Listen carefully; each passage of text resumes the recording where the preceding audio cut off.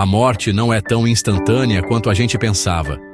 A ciência agora revela que o cérebro pode continuar ativo por alguns minutos depois que o coração para. Essa atividade residual, detectada em pacientes depois que os aparelhos são desligados, desafia nossa definição de morte. Será que é um último lampejo de consciência ou só o cérebro desligando aos poucos? Essas descobertas nos forçam a repensar os cuidados paliativos e a própria natureza do morrer. A transição da vida para a morte é gradual, um processo, não um interruptor que a gente vira.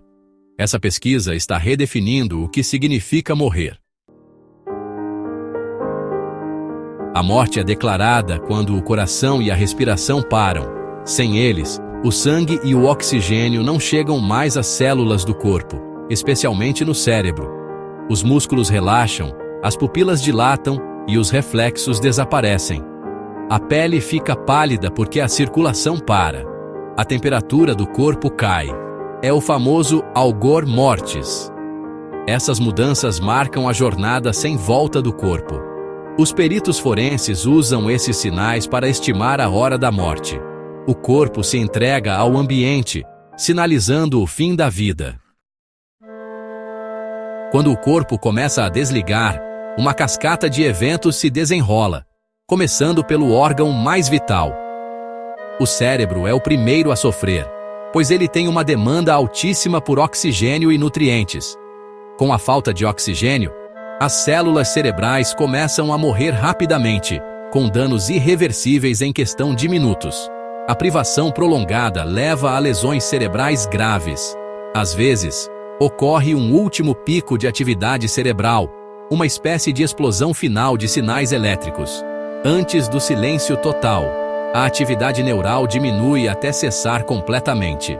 O coração, que bombeia sangue para todo o corpo, os pulmões, responsáveis pela troca gasosa, e outros órgãos, seguem o mesmo caminho rapidamente, à medida que o suprimento de oxigênio diminui, e a falha de um acelera a do próximo, criando um efeito dominó.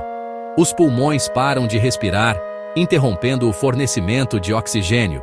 Os rins e o fígado deixam de funcionar, acumulando toxinas no organismo. E o sistema digestivo para de processar alimentos. É um efeito cascata. O desligamento de cada órgão apressa o colapso do corpo.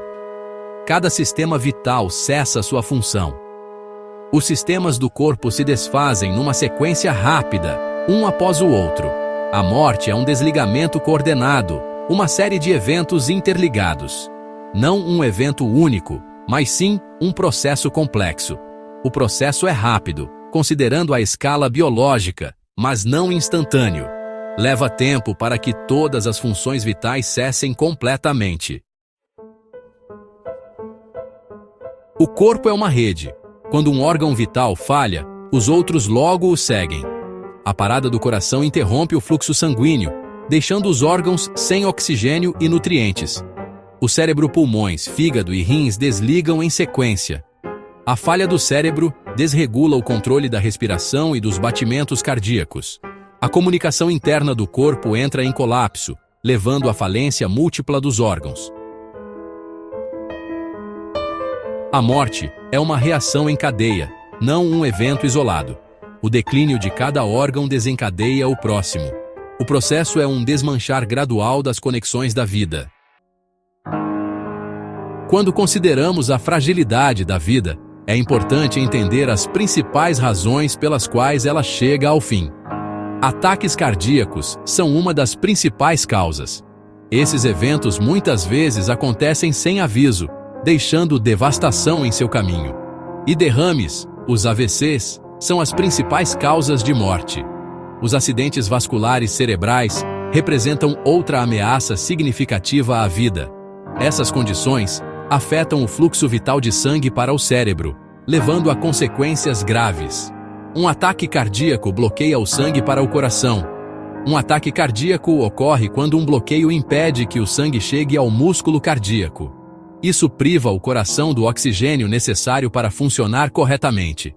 Um derrame corta o suprimento de sangue para o cérebro.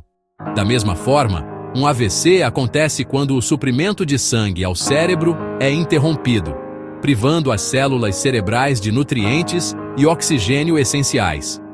Ambos deixam órgãos vitais sem oxigênio, um elemento fundamental para sua sobrevivência e funcionamento adequado, causando um desligamento rápido. Essa falta de oxigênio pode rapidamente levar à falência de órgãos e ao colapso das funções corporais. A insuficiência respiratória, quando os pulmões não conseguem fornecer oxigênio. Insuficiência respiratória é uma condição em que os pulmões não conseguem fornecer oxigênio adequadamente ao corpo, também tira muitas vidas. Essa condição também é responsável por um número significativo de mortes a cada ano. É um lembrete da importância de uma função respiratória saudável. Acidentes e traumas podem sobrecarregar o corpo instantaneamente.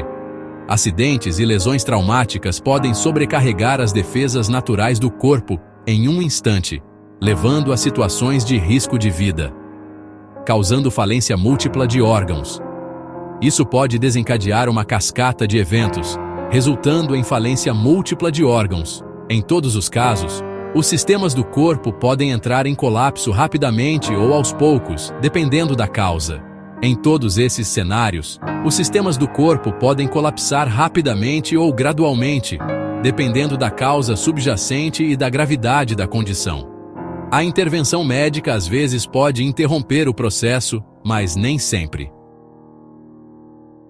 A intervenção médica às vezes pode interromper ou reverter o processo, oferecendo uma chance de recuperação, mas infelizmente, isso nem sempre é possível. No fim das contas, os limites do corpo são inevitáveis. Compreender essas causas comuns de morte pode nos ajudar a valorizar a preciosidade da vida.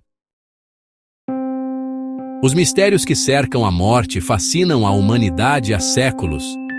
Agora, a ciência começa a desvendar as camadas dessa fronteira final, revelando novos e intrincados detalhes sobre o processo de morrer.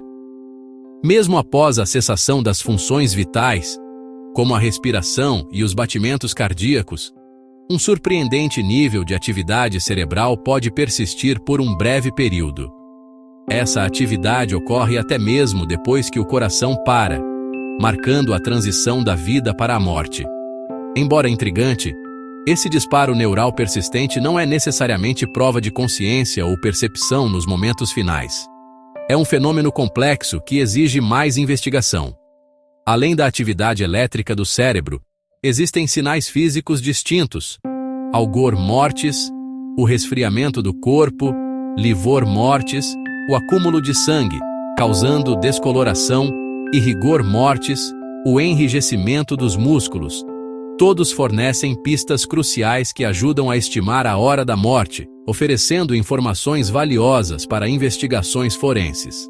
Além disso, as experiências de quase-morte, ou EQMs, continuam a intrigar os pesquisadores, gerando debates e impulsionando a investigação científica. Embora muitas vezes atribuídos a experiências espirituais, esses fenômenos podem ser explicados pela química do cérebro, já que uma onda de neurotransmissores inunda o sistema em momentos de extremo estresse. É importante lembrar que nem todas as células morrem de uma vez. O processo é muito mais sutil. Na verdade, algumas sobrevivem por horas após a morte clínica, mostrando a resiliência da vida em nível celular. Isso acontece porque a morte se desenrola em ritmos diferentes nos diversos tecidos, com alguns sucumbindo mais rápido que outros. Consequentemente, o desligamento do corpo é escalonado, não sincronizado, destacando a complexidade do processo de morrer. A cada estudo e experimento, cada descoberta aprofunda nosso entendimento sobre o fim da vida, aproximando-nos de desvendar o maior mistério de todos. A morte é um processo complexo e gradual, não um único momento. A ciência desmistifica o que acontece enquanto nosso corpo desliga. No entanto, o fim da consciência continua sendo um mistério profundo. Entender a morte ressalta a fragilidade e a maravilha da vida. Esse conhecimento pode nos inspirar a valorizar cada momento. A pesquisa continua, refinando nossas definições e os cuidados no fim da vida. Com conhecimento, encaramos a morte com mais clareza e talvez com menos medo.